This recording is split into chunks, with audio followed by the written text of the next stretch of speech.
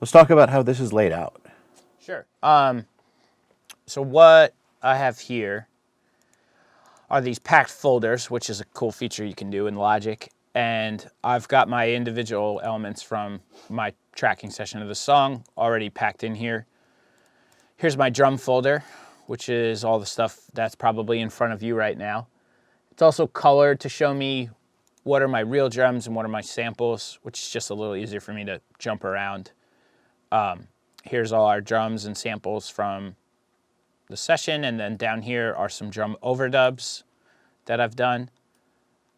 And the key spikes, which we'll get all into later, are at the bottom of the session here. Likewise with guitars, here's my bass and my rhythms, and then my leads, color-coded in just ways I'm kind of used to, and it's kind of arranged as the session goes along. And same thing with vocals. My main vocals, some overdub vocals, and then some at the bottom, some different effects and delay throw things and stuff like that. All of this is routed. I'll pull up my mixer. All of this is already routed for the sake of not just taking a day and going through a million tracks and rerouting them. Just tell everybody that if we were to actually route everything, the mix would take 2 or 3 days. Yeah, my basic starting point, the only template style thing that I do is I import my mix buses and routing from mix to mix, and then I'll tweak and change and maybe send things different ways. But this is what you're looking at here, and this is what's on the outside of the page, and basically where we'll be doing most of our automation.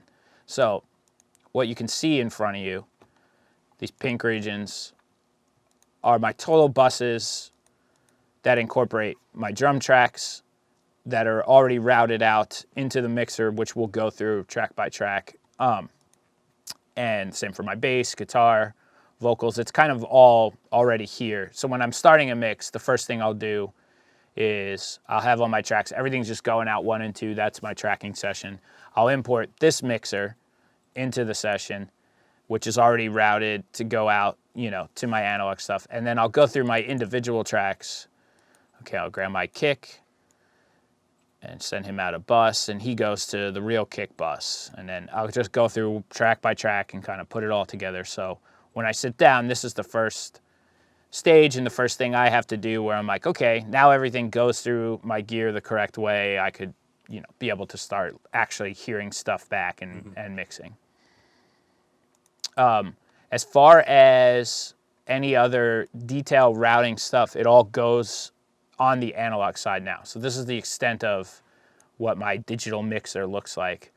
And when it records back in on this track, and then I do my workflow here. Everything else breaks out on the analog side with the multiple stages of summing and everything. So do you want to get into that now? Should we look at that? Into it. Okay.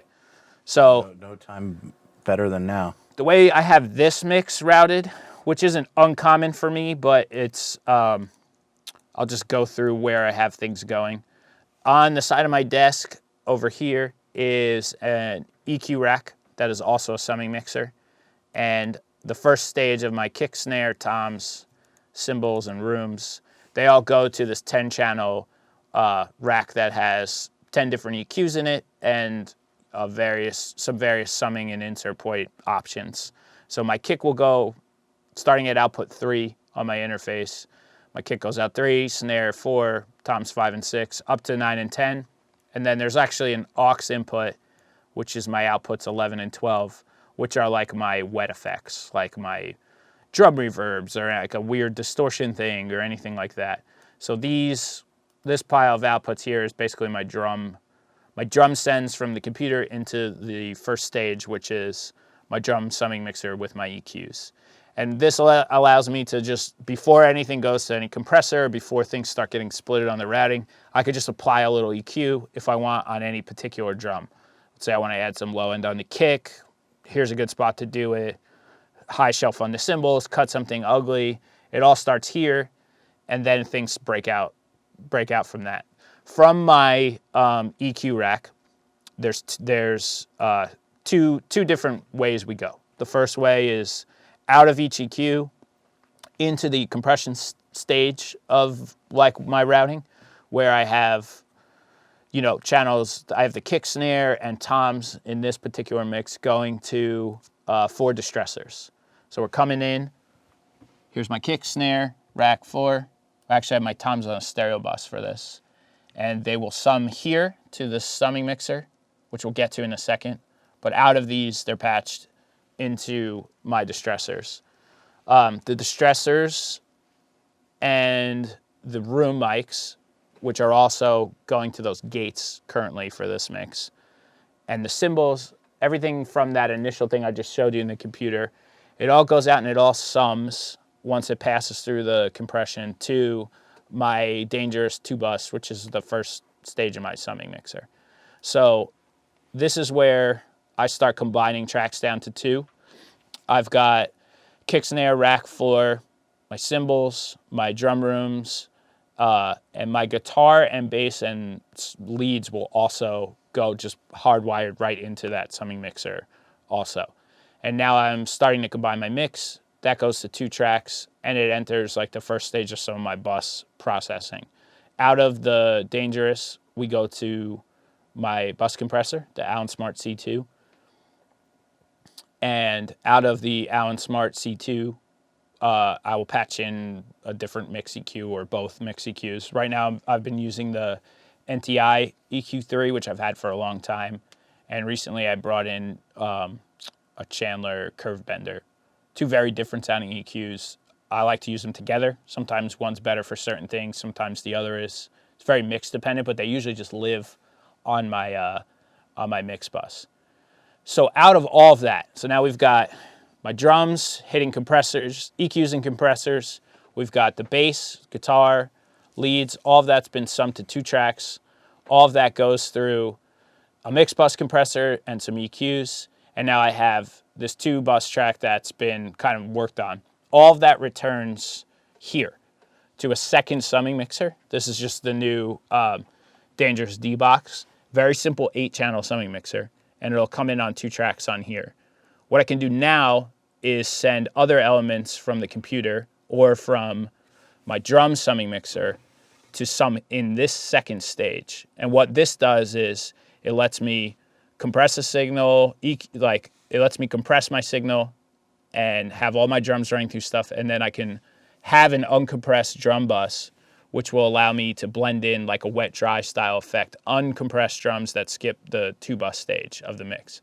I could do this with guitars, with a different bus from the computer. I could do this with bass. I think for the Knock Loose mix, we'll see a lot of bass is coming in, skipping the compressor, going outside of the compressor.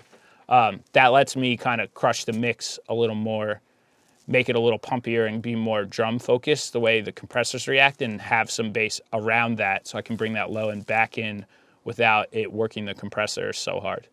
Now, if I use the outside stages of this and I'm sending similar, for example, if I'm sending bass in and bass out, the EQ stage will come after this. So depending on the mix and how I use this, just so that I'm not processing my mix bus EQ with like before and after I send it to it. So for this particular mix, I think the way we have it routed now is our 2-bus compressor into this, summing my outsides, and the output of this is actually what will hit my mix bus EQs. So I'm applying the EQ over all of the tracks. I think just for phase correctness, that probably is what I've learned and have done for this particular mix. Now this is basically the extent of the analog summing stage. This will go to the EQs and then potentially hit a finalizer, which is just a box I'll occasionally use for some final stage distortion or multi-band compression or limiting. We'll see what we get into with this mix, if it's used or not. And the output of that, which is the last thing on the analog side, is what will return to the computer. So now, recording back in to my instrumental bus, I've printed down this 2-track that is the composite of all these summing stages. This is where the total, all absolute outside game comes into play here. And for this mix, I actually have an acapella bus and what I call a programming bus, which it looks like is actually leads in this mix. So what I'm doing here is I'm combining my instrumental, which is this track, with other buses that are just routed inside and out of the computer back into these tracks. For example, my vocals. My vocals don't go through any of the analog gear in this mix. They just go out the computer and they're routed back in so I can record it in combination with my instrumental here. And what that's doing is it's just separating any of these vocals from being processed by any of the gear that the instrumental side is. I do this for a few reasons. If the vocal's really loud, or really distorted, or it takes up a lot of space, and I don't want the two bus compression to be affected by the vocal, like when a loud wall of vocals hits, I don't want that compressor to duck. I want it to work on the drums. I don't want it to be pulled down by vocal movement in the mix. This gives me a bit more action on the instrumental side where it's just looking at the instrumental when it's compressing. And it lets me, to taste, very quickly turn this up and down on recalls. And when I'm printing stems for bands, I already have my acapella done. So it's a bit of a time-saving tool along with sonically being a problem solver for me. The same thing is this program bus, which in this mix there's not really programming, but I do use it, it looks like for my leads. I don't want the leads coming in really hot, affecting the bus compression, so I've chosen in this mix to also send them out and record them back in to the computer. This is great for like bass drops too, or any really sub-heavy synth stuff where you can skip your bus stages of compression and just record that back in. So you're blending it in the computer and it's not affecting the action on your compressors. So I know that's like kind of complex if you don't work with analog gear. I hope it makes sense. How'd I do? Was that a good job of? I think you did a great job. Look at that. I know that there's some people that are going to have to watch that section a few times. However, someone just said that they work in broadcast and they normally have to go through this much routing just to get a mic into a console. So some people were following along. Good. Okay. Well, I know it's difficult, but the nutshell of it is I've created a way to use all of the compression I have as a wet-dry effect for any component in my mix, whether it's my drums or my actual two bus. That was the big thing, is like I want to be able to, in parallel, blend individual drums or the bus stuff with unprocessed signals. And I figured out a way to do that on the analog side without affecting the phase or giving me any other additional issues. And once I got the hang of this, it's actually very easy to use. The only tricky part is just the gain staging of all of the elements. How loud each summing mixer's output is into the next stage affects what the outsides are doing and how loud those are. So it's like finding the relative balance between all your different summing outputs and inputs is like the hairy part of dialing the analog side. And I usually do spend a lot of time on an initial mix playing with that balance, because pushing different stages of it, like the summing mixer on my drum bus or the actual output of the Dangers, change the character of the mix dramatically. So finding that sweet spot and then bringing in the other gain staged summing side sweet spot and trying to make all that work together, it takes a while. You have to go through several different versions before because you it's have like a good blend. It's like, oh, this sounds really good, and I've got this first summing mixer really pushed, but then I don't have enough level to my second one, or I'm hitting this too hot now, so I have to back off that. But then this is too quiet, so I have to turn this up, and it's just a back and forth all day of me playing with volume knobs until things sit the way I think they should sit. And it's very tedious, but it's part of like working and pushing the analog gear and finding that spot where like things are, as intended, I guess I would say.